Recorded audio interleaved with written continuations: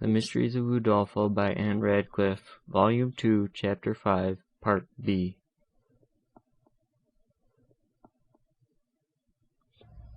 "Do you know which is my room?" said she to Annette, as they crossed the hall. "Yes, I believe I do, mademoiselle, but this is such a strange, rambling place. I have been lost in it already. They call it the double chamber, over the south rampart. I went up this great staircase to it. My lady's room is at the other end of the castle." Emily ascended the marble staircase, and came to the corridor, as they passed through which, Annette resumed her chat. "What a wild, lonely place this is, ma'am! I shall be quite frightened to live in it. How often and often I have wished myself in France again. I little thought, when I came with my lady to see the world, that I should ever be shut up in such a place as this, or I would never have left my own country. This way, mademoiselle, down this turning. I can almost believe in giants again, and such like, for this is just like one of their castles, and, some night or other, I suppose I shall see fairies too, hopping about in that great old hall, that looks more like a church, with its huge pillars, than anything else." "Yes," said Emily, smiling, and glad to escape from more serious thought. "If we come to the corridor, about midnight, and look down into the hall, we shall certainly see it illuminated with 1,000 lamps, and the fairies tripping in gay circles to the sound of delicious music, for it is in such places as this, you know, that they come to hold their revels. But I am afraid, Annette, that you will not be able to pay the necessary penance for such a sight, and if once they hear your voice, the whole scene will vanish in an instant." "Oh, if you will bear me company, mademoiselle, I will come to the corridor this very night, and I promise you I will hold my tongue. It shall not be my fault if the show vanishes. But do you think they will come?" "I cannot promise that with certainty, but I will venture to say it will not be your fault if the enchantment should vanish."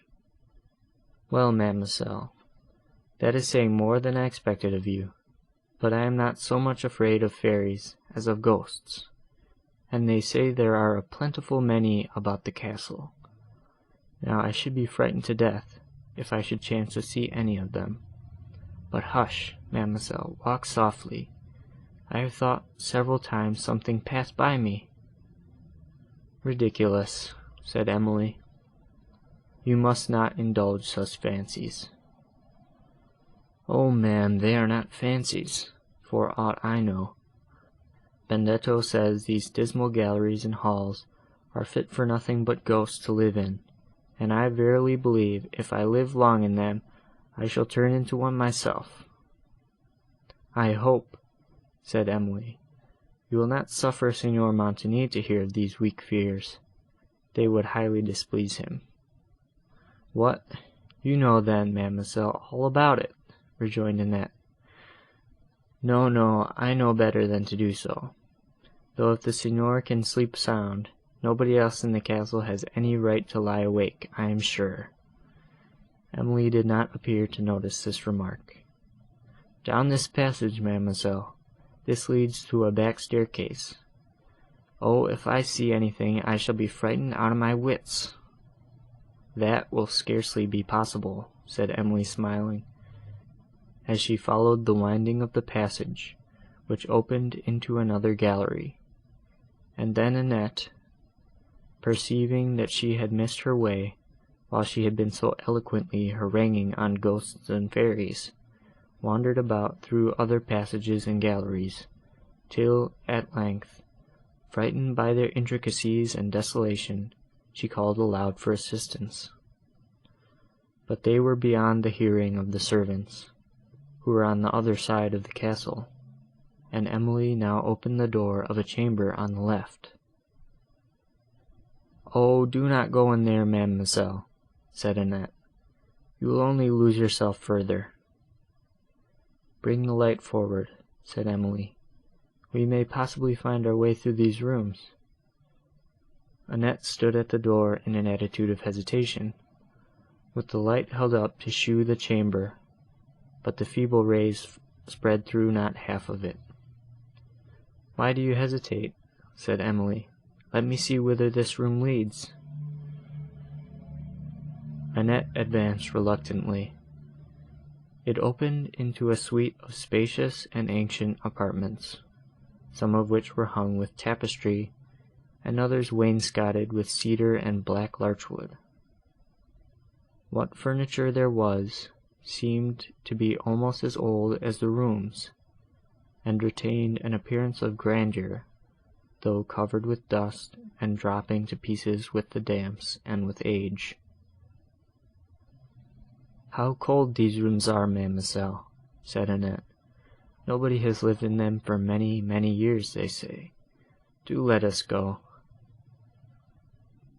"They may open upon the great staircase, perhaps," said Emily, passing on till she came to a chamber hung with pictures, and took the light to examine that of a soldier on horseback in the field of battle. He was darting his spear upon a man, who lay under the feet of the horse, and who held up one hand in a supplicating attitude. The soldier, whose beaver was up, regarded him with a look of vengeance, and the countenance, with that expression, struck Emily as resembling Montoni. She shuddered and turned from it. Passing the light hastily over several other pictures, she came to one concealed by a veil of black silk. The singularity of the circumstance struck her, and she stopped before it, wishing to remove the veil, and examine what could thus carefully be concealed, but somewhat wanting courage. "Holy Virgin, what can this mean?" exclaimed Annette. "This is surely the picture they told me of at Venice." "What picture?" said Emily. "Why, a picture," replied Annette, hesitatingly, "but I never could make out exactly what it was about either." "Remove the veil, Annette." "What? Mademoiselle, not for the world." Emily, turning round, saw Annette's countenance grow pale. "And pray, what have you heard of this picture to terrify you so, my good girl?" said she. "Nothing, mademoiselle, I have heard nothing, only let us find our way out." "Certainly, but I wish first to examine the picture. Take the light, Annette, while I lift the veil." Annette took the light, and immediately walked away with it, disregarding Emily's call to stay, who, not choosing to be left alone in the dark chamber, at length followed her. "What is the reason of this, Annette?" said Emily, when she overtook her. "What have you heard concerning that picture, which makes you so unwilling to stay when I bid you?" "I don't know what is the reason, mademoiselle," replied Annette, "nor anything about the picture. Only I have heard there is something very dreadful belonging to it, and that it has been covered up in black ever since, and that nobody has looked at it for a great many years, and it somehow has to do with the owner of this castle before Signor Montoni came to the possession of it, and—" "Well, Annette," said Emily, smiling, "I perceive it is as you say, that you know nothing about the picture." "No, nothing, indeed, mademoiselle, for they made me promise never to tell, but—" "Well," rejoined Emily, who observed that she was struggling between her inclination to reveal a secret, and her apprehension for the consequence, "I will inquire no further." "No, pray, ma'am, do not, lest you should tell all," interrupted Emily. Annette blushed, and Emily smiled, and they passed on to the extremity of this suite of apartments, and found themselves, after some further perplexity, once more at the top of the marble staircase, where Annette left Emily, while she went to call one of the servants of the castle to shew them to the chamber, for which they had been seeking. While she was absent, Emily's thoughts returned to the picture. An unwillingness to tamper with the integrity of a servant had checked her enquiries on this subject, as well as concerning some alarming hints, which Annette had dropped respecting Montoni, though her curiosity was entirely awakened, and she had perceived that her questions might easily be answered. She was now, however, inclined to go back to the apartment and examine the picture, but the loneliness of the hour and of the place, with the melancholy silence that reigned around her, conspired with a certain degree of awe, excited by the mystery attending this picture, to prevent her. She determined, however, when the daylight should have reanimated her spirits, to go thither and remove the veil. As she leaned from the corridor over the staircase, and her eyes wandered round, she again observed, with wonder, the vast strength of the walls, now somewhat decayed, and the pillars of solid marble that rose from the hall and supported the roof. A servant now appeared with Annette, and conducted Emily to her chamber, which was in a remote part of the castle, and at the very end of the corridor from whence the suite of apartments opened, through which they had been wandering.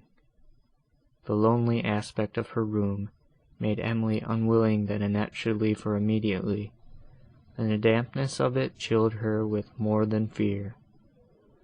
She begged Caterina, the servant of the castle, to bring some wood and light a fire.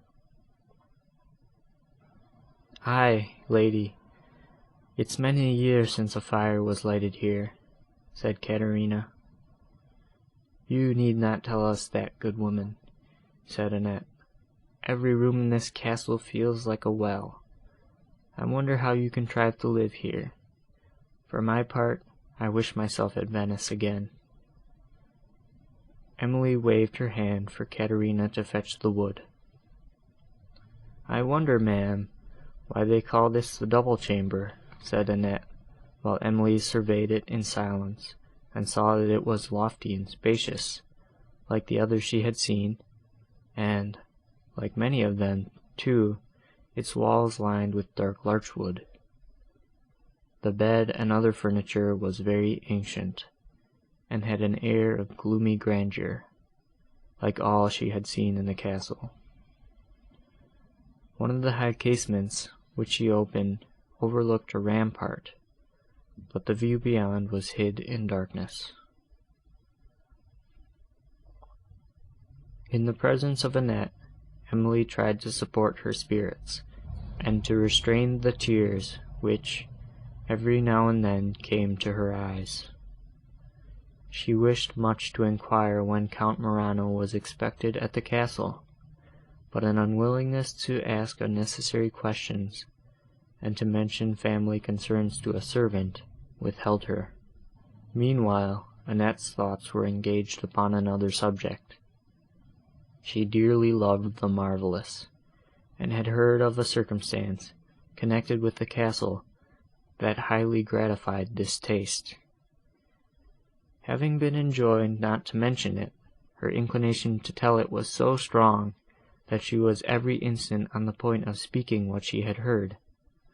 Such a strange circumstance, too, and to be obliged to conceal it was a severe punishment, but she knew that Montoni might impose one much severer, and she feared to incur it by offending him.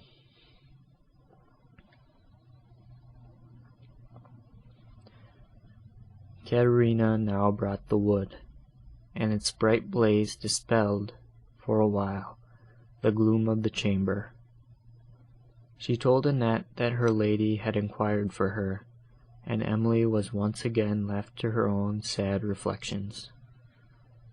Her heart was not yet hardened against the stern manners of Montoni, and she was nearly as much shocked now, as she had been when she first witnessed them.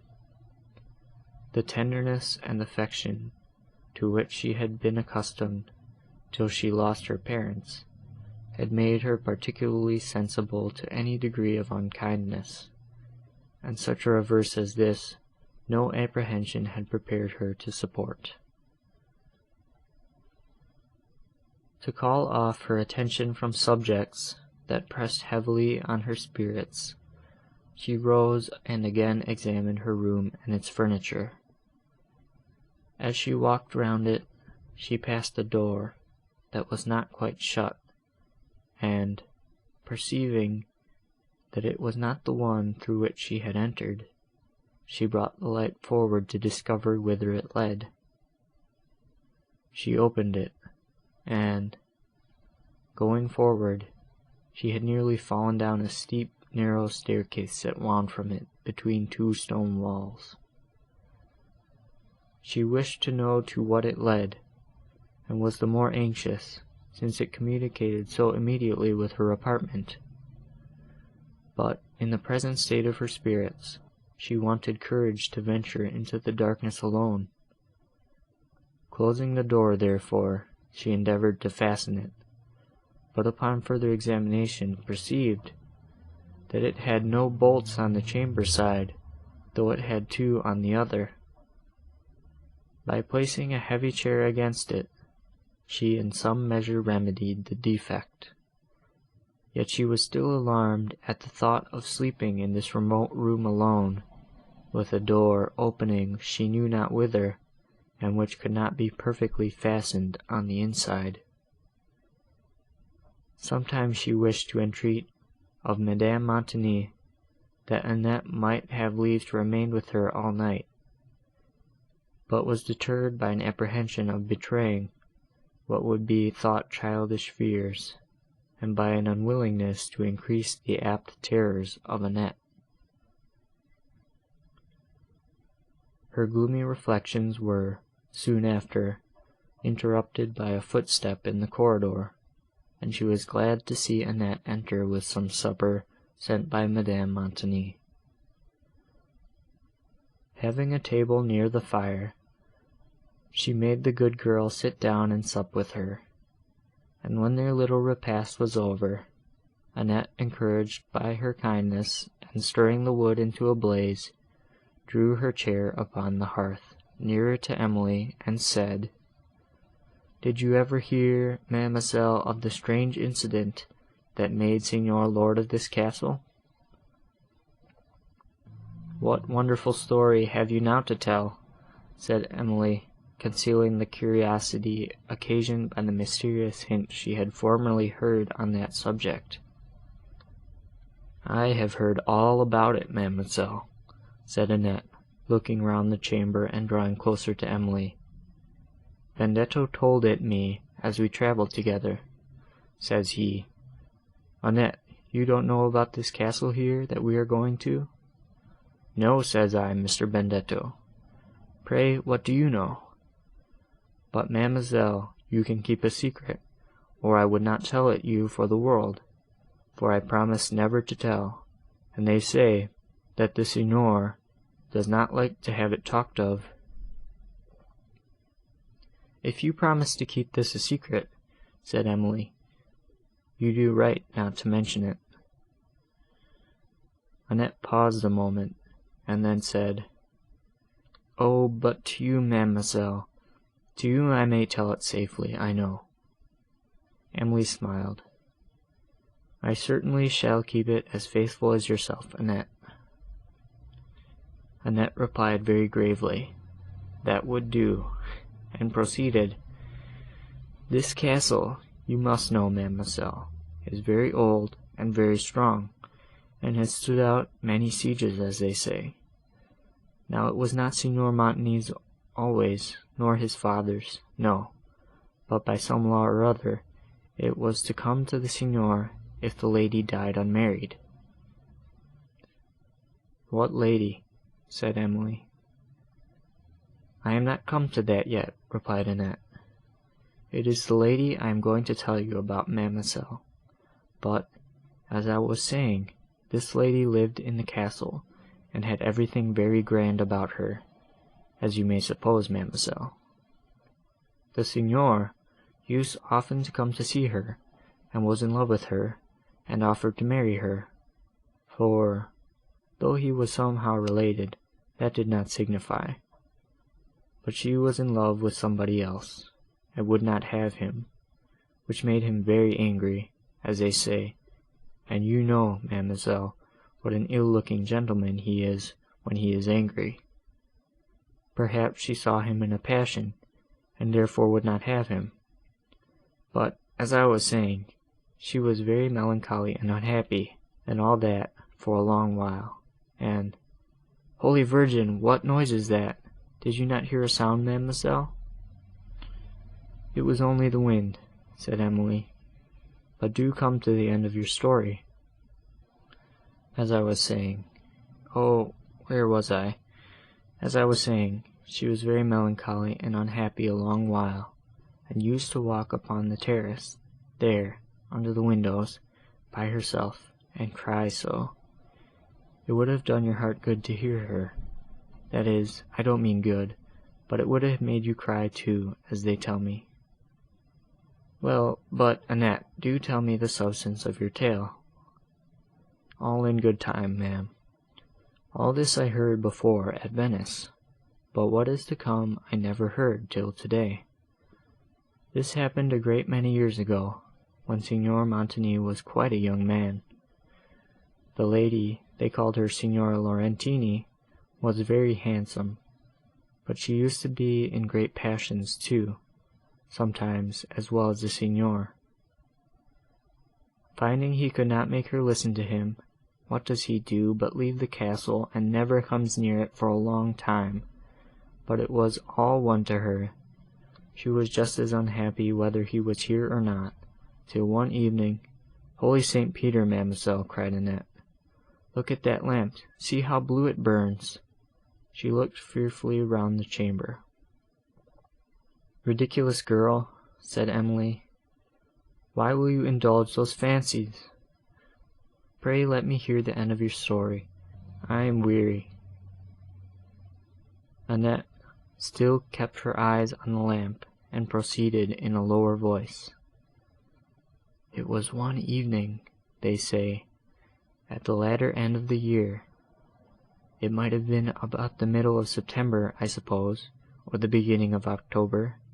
Nay, for that matter, it might be November, for that, too, is the latter end of the year, but I cannot say for certain, because they did not tell me for certain themselves.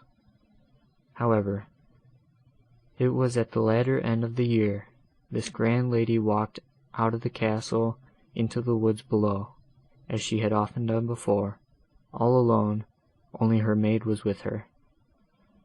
The wind blew cold, and strewed the leaves about, and whistled dismally among those great old chestnut trees that we passed, mademoiselle, as we came to the castle, for Benedetto shewed me the trees as he was talking.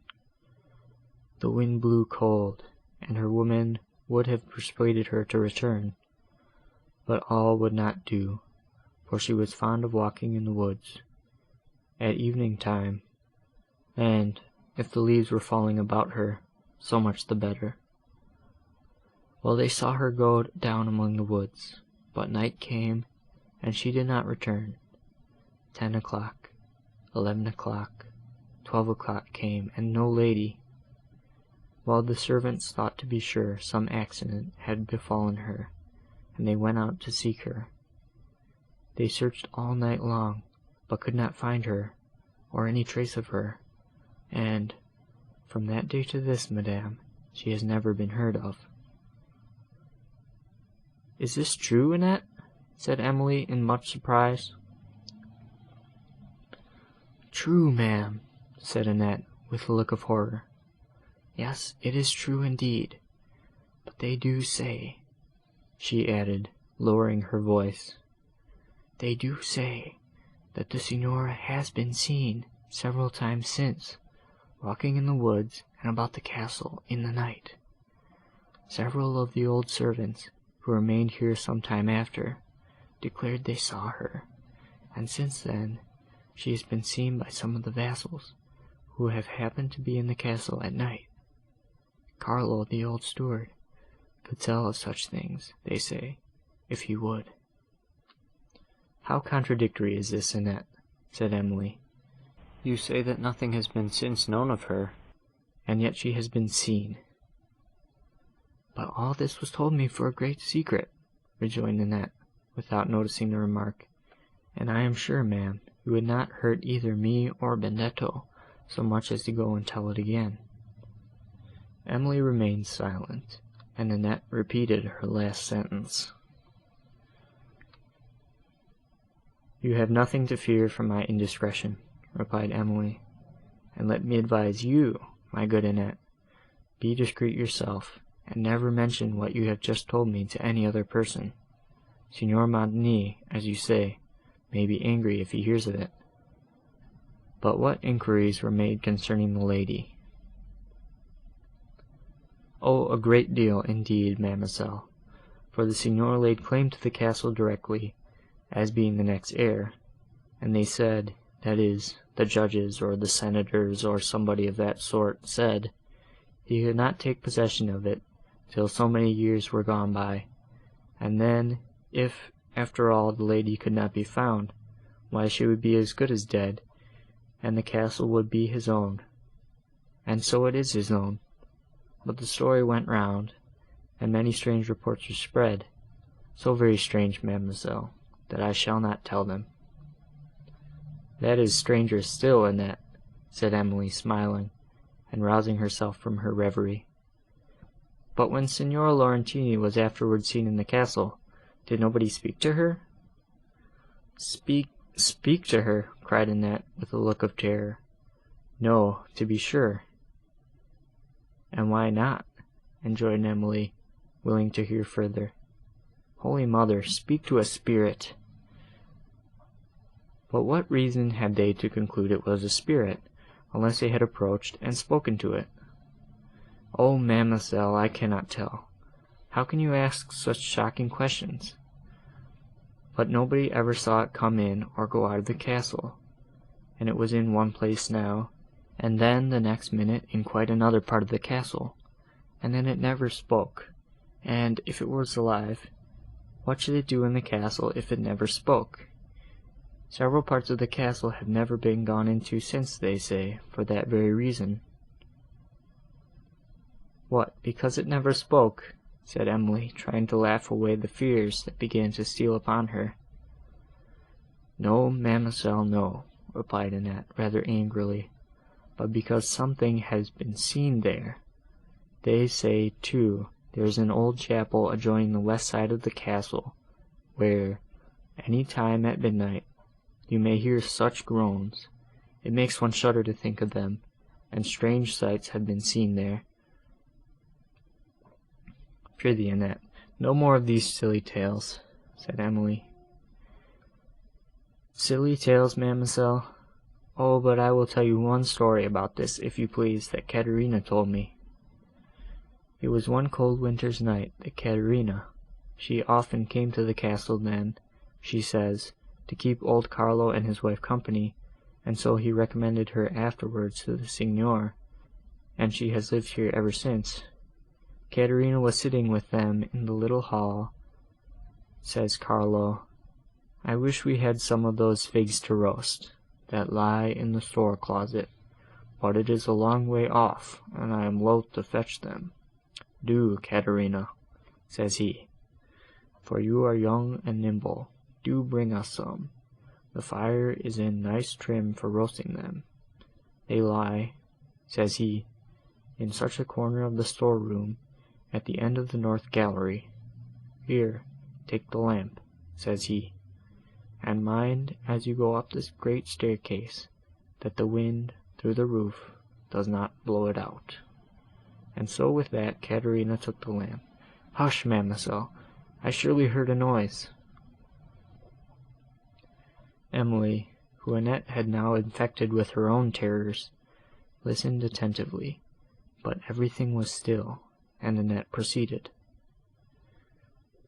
"Caterina went to the north gallery, that is, the wide gallery we passed, ma'am, before we came to the corridor here. As she went with the lamp in her hand, thinking of nothing at all— There, again!" cried Annette suddenly. "I heard it again. It was not fancy, mademoiselle." "Hush!" said Emily, trembling. They listened, and, continuing to sit quite still, Emily heard a low knocking against the wall. It came repeatedly. Annette then screamed loudly, and the chamber door slowly opened. It was Caterina come to tell Annette that her lady wanted her.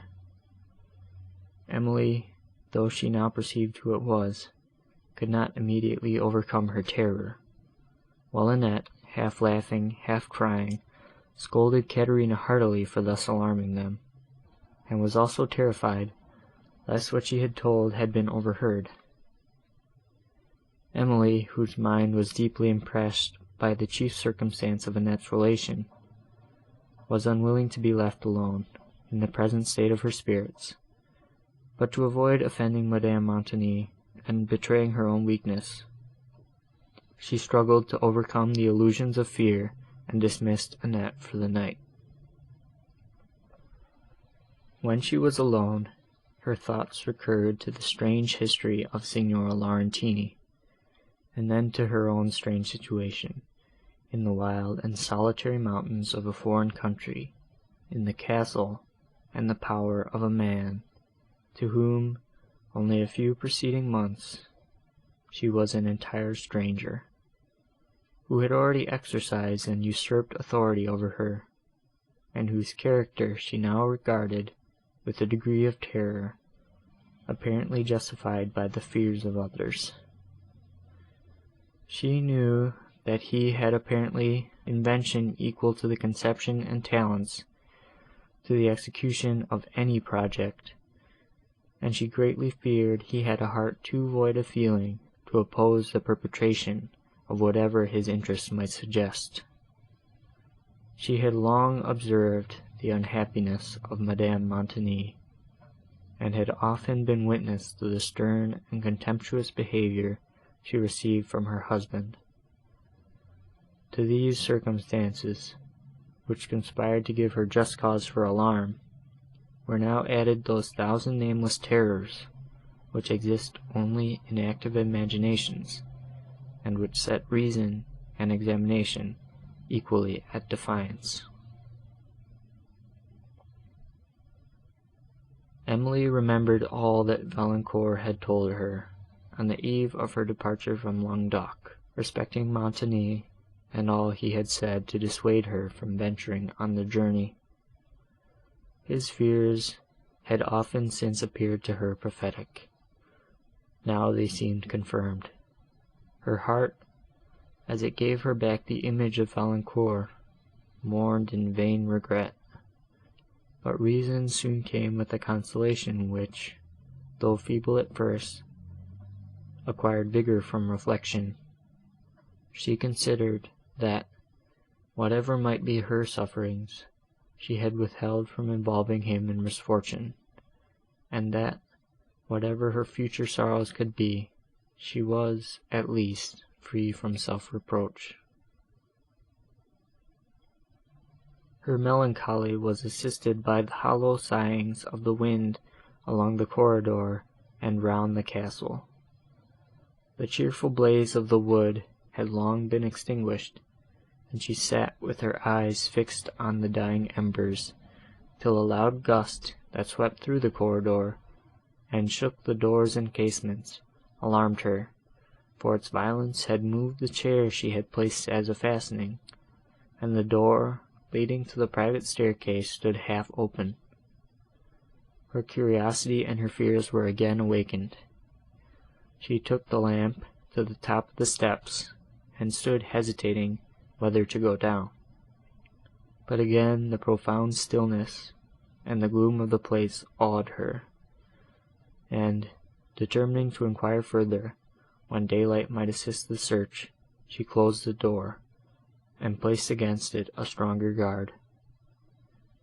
She now retired to her bed, leaving the lamp burning on the table, but its gloomy light, instead of dispelling her fear, assisted it, for, by its uncertain rays, she almost fancied she saw shapes flit past her curtains, and glide into the remote obscurity of her chamber. The castle clock struck 1 before she closed her eyes to sleep. End of Volume 2, Chapter 5, Part B.